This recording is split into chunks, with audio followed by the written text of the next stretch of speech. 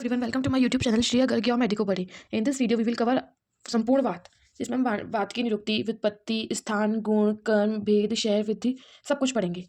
तो सबसे पहले हम वात की व्युत्पत्ति से स्टार्ट करते हैं। ठीक है, आप सबको दिख रहा होगा वात की व्युत्पत्ति।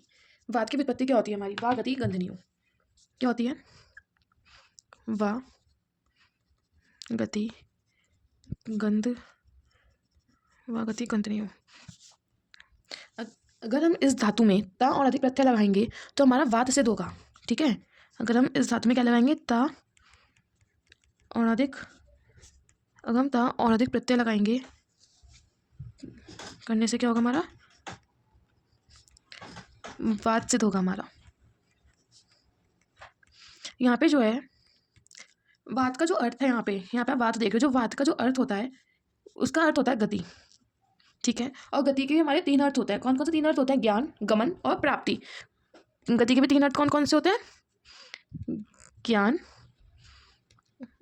गमन और हमारा प्राप्ति। ठीक है, देखिए, शरीर में गति, ज्ञान और प्राप्ति के जो जनक है उसे क्या कहते हैं? हम वात कहते हैं। वात की जो आत्मा है वो वायु है। जो हमारे शरीर में जो वायु जो घूम रही है हमारे शरीर में वो वात है। वात की जो आत्मा है वो वायु है। ठीक है, ये हमारा वात की व्युत्पत्ति हो गया। अब हम बात करते हैं वात के स्थान के बारे में कि वात हमारा कहाँ कहाँ रहता है। वैसे तो वात हमारा संपूर्ण शरीर में रहता है, उसका पूरा संपूर्ण शरीर में निवास है, लेकिन वात के कुछ पर्टिकुलर स्थान है जहाँ वात रहता है। कौन कौन से है वो? उसके बाद आप श्लोक देख लेते हैं पहले। पक्वाश्य, कटी, सक्ति,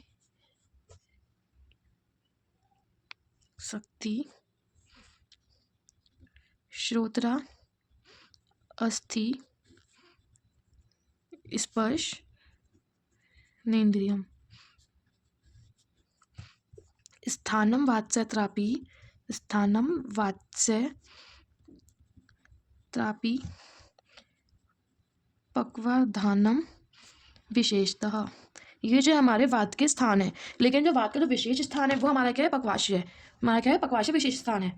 तो मैं वात के स्थान बताती हूँ एक बार। पक्वाशय, पक्वाशय को इंटेस्टाइन कहते हैं।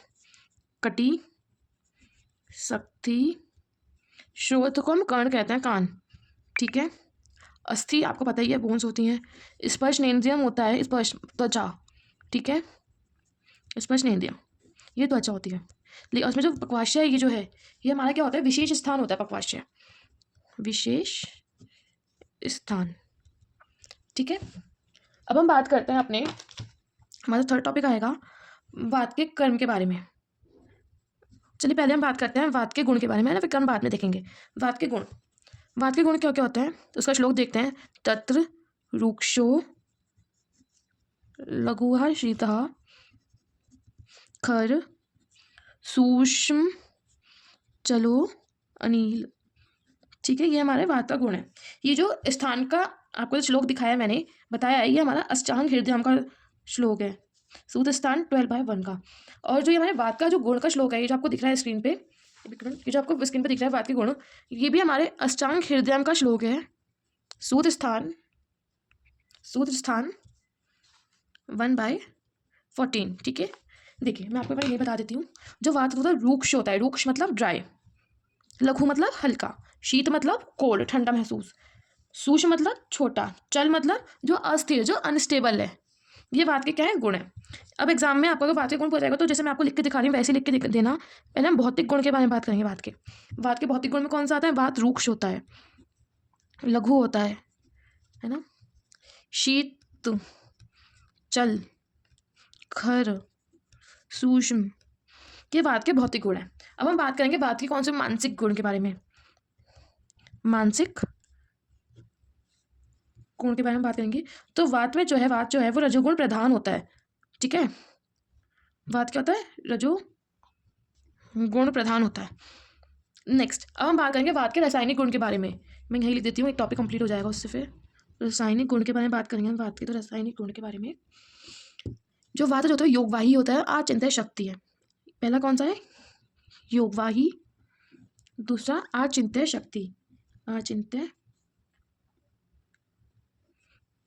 शक्ति। ये हमारे वात हो गया। हमने अभी अब हम बात करते हैं वात के कर्म के सामान्य कर्म के बारे में। नेक्स्ट यहाँ पर दिख रहा होगा स्क्रीन पे, वात के सामान्य कर्म।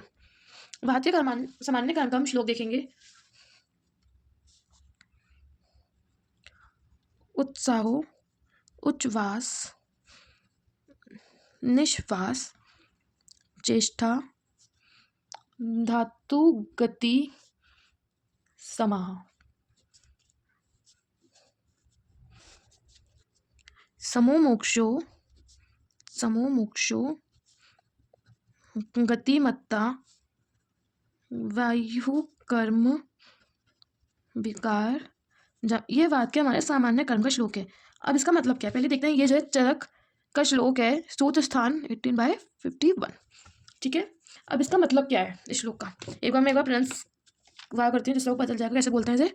उत्साहो उच्चवास निश्वास चेष्टा धातु गति समा समो मोक्षो गति मता वायु कर्म विकारजनम। अब देखिए इसमें एक पहला वर्ड आता है हमारा उत्साह। क्या आता है? उत्साह।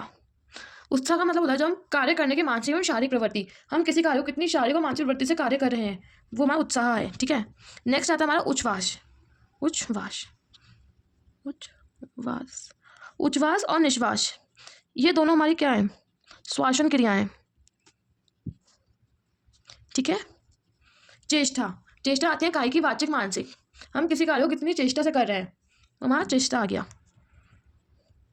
नेक्स्ट आ गया हमारा धातुओं में आपको पता है रस आदि जितनी भी धातुएं वो आ जाएंगी हमारी धातु। ठीक है, इसमें रस आदि आएंगे, मैं इसमें लिख देती हूँ, आप भूल जाओ, रस आदि आएंगे। फिर हमारी आएंगी मल आदि का समय प्रकार से शरीर मोक्षण निष्कासन। ठीक है, कि वात की वजह से जितने मल आदि हैं वो भी हमारी बॉडी से निकलते हैं सिर्फ वात की वजह से ही। वात के द्वारा ही जितने प्रकार में जितनी भी शरीर में जितनी भी गतियाँ हो रही हैं वो वात के द्वारा ही होते हैं। अगर जैसे रस है हमारा, रस जो हमारी गतिवाचक धातु है वो गति करता है, लेकिन जो गति हो रही है रस के अंदर भी वो वात के द्वारा ही हो रही है।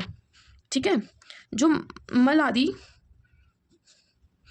का सम्यक प्रकार से शरीर मोक्षण, जैसे हम निष्कासन भी कह सकते हैं, शरीर से क्या हो रहा है? इसका निष्कासन हो रहा है, शरीर से बाहर निकल रहा है, ये भी वात के द्वारा ही हो रहा है। ठीक है, अब हम बात करते हैं वात के भेद के बारे में। एक मैं आपको बताती हूँ, एक मिनट देखिए पहले। यहाँ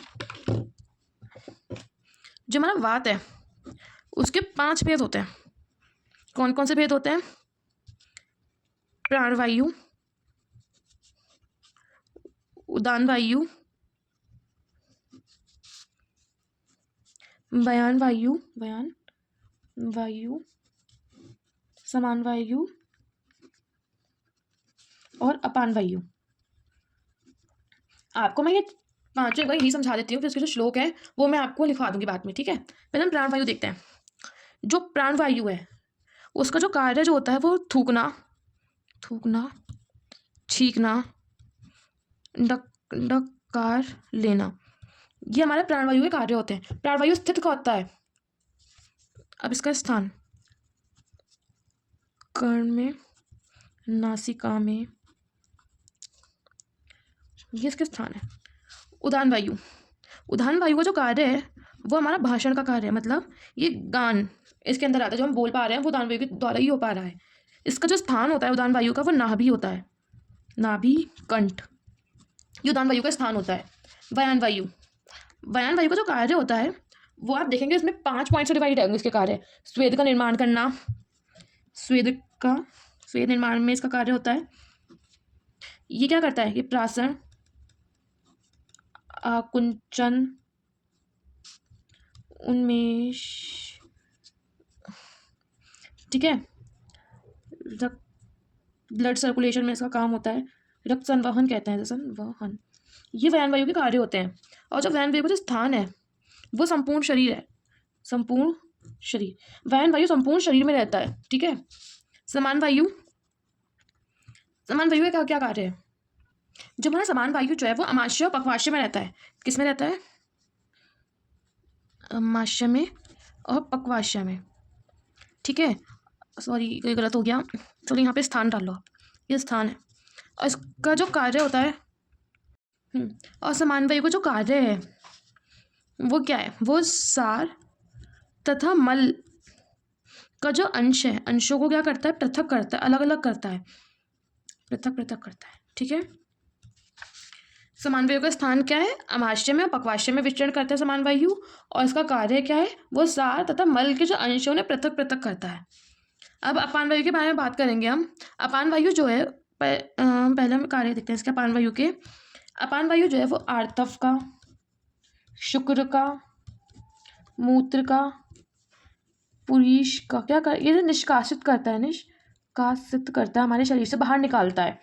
और इसका जो स्थान है अपान वायु का, अपान वायु का क्या स्थान है? दोनों वृक्षण, मूत्र मूत्र इंद्रिय है, ये हमारे